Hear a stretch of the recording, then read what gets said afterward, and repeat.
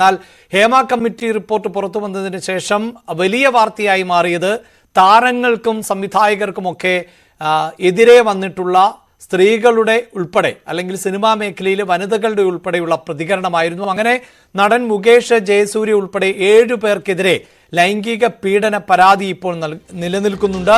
ഈ പീഡന പരാതി നൽകിയ നടിക്കെതിരെ ബന്ധുവായ യുവതി രംഗത്തെത്തിയിരിക്കുന്നു എന്നതാണ് മറ്റൊരു പ്രധാനപ്പെട്ട വാർത്ത.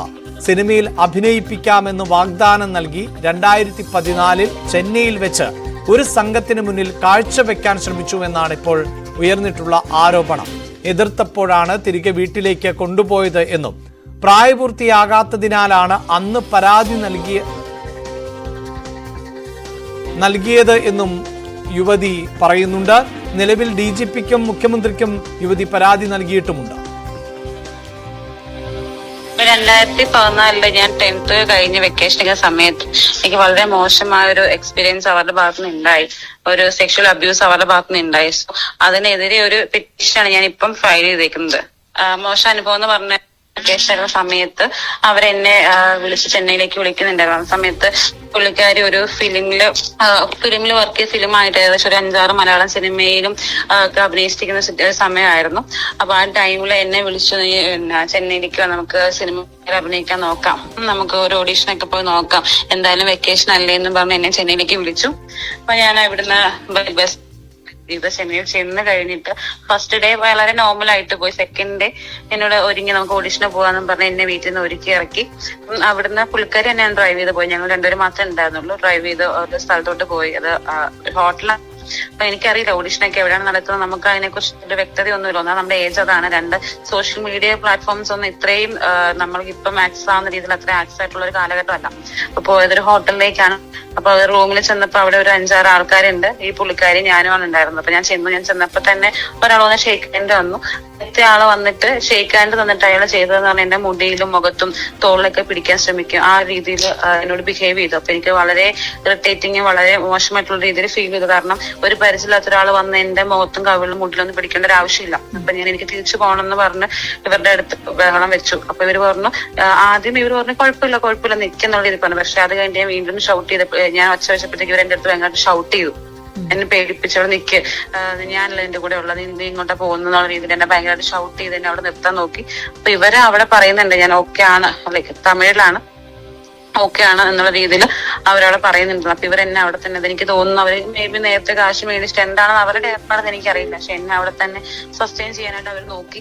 അപ്പൊ എനിക്ക് താല്പര്യമില്ലാന്ന് പറഞ്ഞ് ഞാൻ ബഹളം വെച്ച് കഴിഞ്ഞപ്പോ എനിക്ക് ഈ ടൈമിൽ ഇവരെന്ത് പറഞ്ഞു, ബഹളം വെക്കേണ്ട ആവശ്യമൊന്നുമില്ല, പെട്ടെന്ന് ടോണൊക്കെ മാറി നോർമൽ ഇടണം, ബഹളം വെക്കേണ്ട ആവശ്യമൊന്നുമില്ല. ഇതിനു മുമ്പ് പുള്ളിക്കാരി ഇതുപോലെ പെൺകുട്ടികൾക്ക് ഇങ്ങനെ ഒരു അവസരങ്ങൾ ഉണ്ടാക്കി കൊടുത്തതാണ്. അതായത് എന്തോ നല്ല കാര്യമായിട്ട് അവർ പറയുന്നു. അവർക്ക് സാമ്പത്തികമായിട്ട് അവർ ഭയങ്കര സ്റ്റേബിൾ ആയി, നമ്മുടെ ലൈഫിൽ ചെറിയ അഡ്ജസ്റ്റ്മെന്റ് അല്ലെങ്കിൽ ഒന്ന് കണ്ണടച്ചാൽ നിനക്ക് നല്ലൊരു ലൈഫിലേക്ക് എത്താൻ പറ്റും. ഇവര് പറഞ്ഞ പോലെ ചെയ്ത് കഴിഞ്ഞാൽ നമുക്ക് കൈ നിറച്ച കാശും കാര്യങ്ങളൊക്കെ കിട്ടും. ഞാൻ ഒരുപാട് പെൺകുട്ടികൾക്ക് ഇങ്ങനെ ഒരു അവസരം കൊടുത്തതാണ്.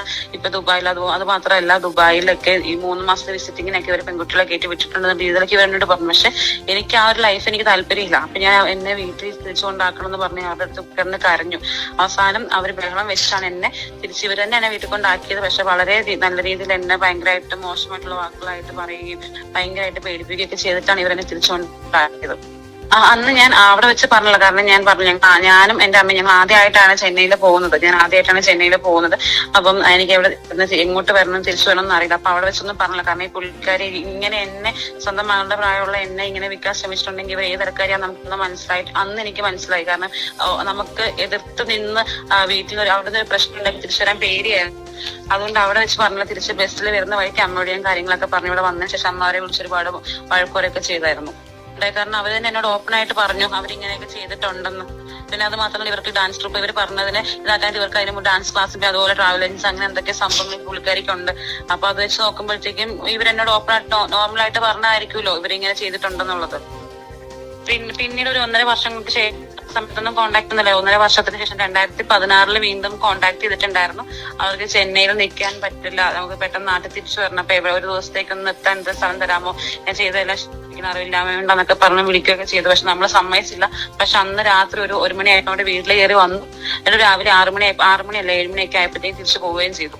കാരണം അന്ന് ഇതിപ്പോ എന്നോട് എല്ലാവരും ചോദിക്കുന്ന ഒരു ചോദ്യമാണ്, ഇപ്പൊ എന്തുകൊണ്ട് വന്നു എന്ന്. കാരണം ഇത് സംഭവിക്കുന്ന സമയത്ത് ഞാൻ മൈനർ ആയിരുന്നു. നമുക്ക് എന്ത് ചെയ്യണം, ആരോട് പറയണം, കാരണം 10ാം ക്ലാസ് കഴിഞ്ഞിട്ട് നിൽക്കുകയാണ്, നമുക്ക് നല്ല ഫ്യൂച്ചർ ഉണ്ടാവോ, ഇത് പുറത്ത് പറഞ്ഞത് എങ്ങനെ ആൾക്കാർ എടുക്കുന്നത് നമുക്കറിയില്ല. പിന്നെ ഏറ്റവും വലിയ കാര്യം നമ്മുടെ സ്വന്തം സഹോദരി അല്ലെങ്കിൽ സ്വന്തം ബന്ധുവാണ് നമ്മൾ ചെയ്തത്. അപ്പൊ നമുക്ക് പറയാനുള്ള ഒരു ധൈര്യ കാര്യങ്ങൾ ഉണ്ടായിരുന്നില്ല. പക്ഷെ ഇത്രയും വർഷങ്ങൾക്ക് ശേഷം വാർത്തയുടെ വിശദാംശങ്ങളുമായി നവമി ദിനേശ് ആണ് ചേരുന്നത്. നവമി, പരാതി നൽകിയ നടിക്കെതിരെയാണ് ഇപ്പോൾ യുവതിയുടെ പരാതി ഉയരുന്നത്. ഇതിപ്പോൾ ഔദ്യോഗികമായി തന്നെ ഒരു പരാതിയുമായി ഈ യുവതി രംഗത്ത് വന്നിട്ടുണ്ടോ? ഇതിലിപ്പോൾ തുടക്കത്തിൽ നമ്മൾ പറഞ്ഞതിൽ ചെറിയ പിശകുണ്ട് എന്ന് തോന്നുന്നു. കാരണം മൈനർ ആയതുകൊണ്ട് അല്ലെങ്കിൽ പ്രായപൂർത്തിയാകാത്തത് കൊണ്ട് പരാതി നൽകിയിരുന്നില്ല. ഇപ്പോൾ കൃത്യമായി പരാതി നൽകുന്നു. അങ്ങനെയാണോ നമുക്ക് മനസ്സിലാക്കേണ്ടത്?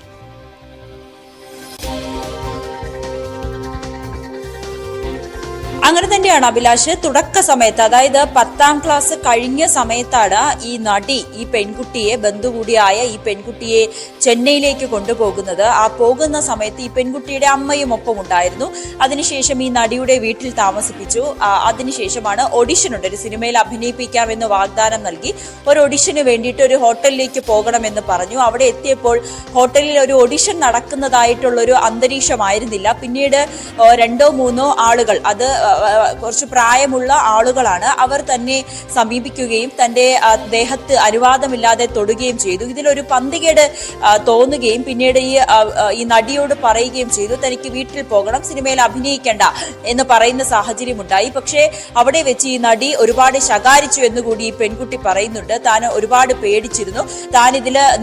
തന്നെ നിർബന്ധിച്ചപ്പോൾ താൻ ഇതിൽ അനുവദിക്കില്ല, താൻ ഇത് സമ്മതിക്കില്ല, ചില അഡ്ജസ്റ്റ്മെന്റുകൾ ചെയ്താലേ സിനിമയിൽ നമുക്ക് അവസരം കിട്ടുകയുള്ളൂ എന്ന് ഈ നടി ഈ പെൺകുട്ടിയോട് പറയുന്ന സാഹചര്യം ഉണ്ടായി. അങ്ങനെ തനിക്ക് സിനിമയിൽ അഭിനയിക്കേണ്ട എന്ന് പറഞ്ഞ് വാശി പിടിക്കുകയും കരയുകയും ചെയ്തു. ഇതിനെ തുടർന്നാണ് പിന്നീട് തിരിച്ച് വീട്ടിലേക്ക് കൊണ്ടുവരികയും അമ്മയോടൊപ്പം നാട്ടിലേക്ക് വരികയും ചെയ്തത്. അമ്മയോട് ഇക്കാര്യം വ്യക്തമായി അന്ന് തന്നെ പറഞ്ഞിരുന്നു.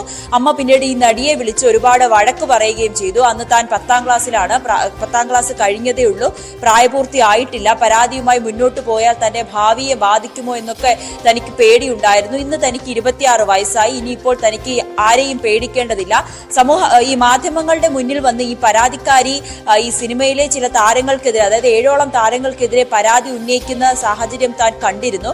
അത് പറയാനുള്ള ഒരു യോഗ്യത അവർക്ക് എന്താണ് ഉള്ളതെന്ന് കൂടി ഈ പെൺകുട്ടി ചോദിക്കുന്നുണ്ട്. കാരണം തന്നെയും ഇതുപോലെ കൊണ്ടുപോയി അല്ലെങ്കിൽ തന്നെയും ഇതുപോലെ വിൽക്കാൻ ശ്രമിച്ച ഒരു സ്ത്രീയാണ്. അന്ന് തനിക്ക് പ്രതികരിക്കാൻ കഴിഞ്ഞില്ല, പക്ഷെ ഇപ്പോൾ തനിക്ക് പ്രതികരിക്കാനുള്ള ഒരു ധൈര്യമുണ്ട്. അതുകൊണ്ടാണ് പരാതിയുമായി മുന്നോട്ട് പോയത്. ഈ മാധ്യമങ്ങളുടെ ഈ പെൺകുട്ടി ഈ വിവരം പറയുന്നതിന് മുൻപ് തന്നെ DGPക്കും മുഖ്യമന്ത്രിക്കും ഇമെയിൽ മുഖേന ഒരു പരാതി നൽകിയിരുന്നു.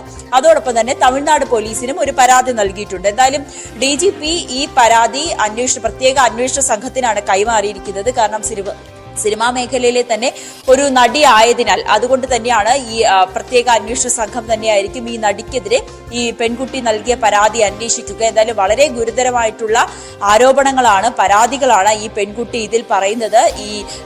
ഈ പറയുന്ന നടി അവർ സാമ്പത്തിക ലാഭത്തിന് വേണ്ടി എന്ത് ചെയ്യാനും മടിക്കുകയില്ല. തന്നെ പോലെ പല പെൺകുട്ടികളെയും ഇതുപോലെ ഈ ആളുകൾക്ക് കാഴ്ചവെക്കുകയും അല്ലെങ്കിൽ ഈ ലൈംഗിക കാര്യങ്ങൾക്ക് വേണ്ടിയിട്ട് കൊണ്ടുപോവുകയും ചെയ്തിരുന്നു എന്ന് തന്നോട് അവിടെ വെച്ച് തന്നെ ഈ നടി പറയുകയും ചെയ്തിരുന്നു എന്നൊക്കെ ഈ പെൺകുട്ടി ആരോപിക്കുന്നുണ്ട്. എന്തായാലും വളരെ ഗുരുതരമായിട്ടുള്ള ഒരു ആരോപണം തന്നെയാണ്. പ്രത്യേക അന്വേഷണ സംഘം ഇന്ന് ഈ പെൺകുട്ടിയുടെ മൊഴിയെടുക്കുമെന്നാണ് നമുക്ക് അറിയാൻ കഴിയുന്നത്. അഭിലാഷ്, എന്തായാലും പ്രത്യേക അന്വേഷണ സംഘം ഈ പെൺകുട്ടിയുടെ മൊഴിയെടുക്കുമെന്നത് വളരെ പ്രധാനപ്പെട്ടതാണ്. കാരണം നടന്മാർക്കെതിരെ 7 നടന്മാർക്കെതിരെ ആരോപണം ഉന്നയിച്ചിട്ടുള്ള ഒരു സ്ത്രീക്ക് നേരെ അല്ലെങ്കിൽ യുവതിക്ക് നേരെയാണ് ഇപ്പോൾ മറ്റൊരു യുവതി ആരോപണവുമായി എത്തി നിൽക്കുന്നത്. എന്താണ് ഇതിന്റെ നിജസ്ഥിതി, വാസ്തവം എന്നതുൾപ്പെടെയുള്ള കാര്യങ്ങൾ അന്വേഷണ സംഘം അന്വേഷിച്ച് പരിശോധിച്ച് കണ്ടെത്തട്ടെ.